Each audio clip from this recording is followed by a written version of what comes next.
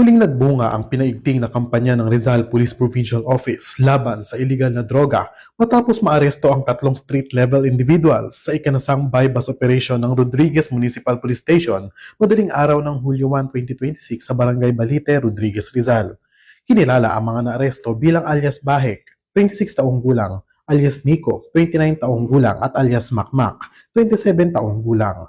Naharap ang tatlo sa kasong paglabag sa Republic Act No. 9165 o Comprehensive Dangerous Drugs Act of 2002, habang si alias Makmak ay nahaharap din sa kasong paglabag sa Republic Act No. 10591 o Comprehensive Firearms and Ammunition Regulation Act.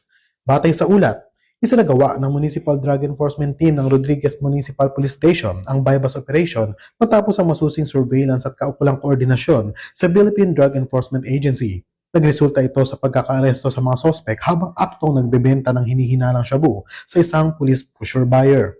Nakumpiska sa operasyon ang 8 pakete ng hinihinalang shabu na may kabuang timbang na humigit kumulang 30 gramo at tinatayang standard drug price na 204,000 pesos.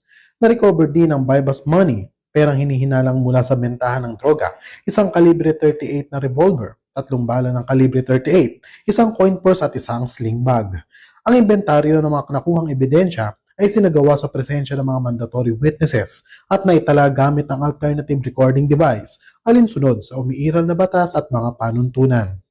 Matapos ang operasyon, ipinaalam sa mga sospek ang dahilan ng kanilang pagkakaaresto at sinilalim sa physical at medical examination bago dinala sa Rodriguez Municipal Police Station Custodial Facility habang inihahanda ang pagsasampa ng kaukulang kaso. Mula dito sa Rizal Police Provincial Office, ako ang inyong PNN correspondent, Patrolman Junmar Abang, alagad ng batas, tagapagtaguyod ng balitang pulis.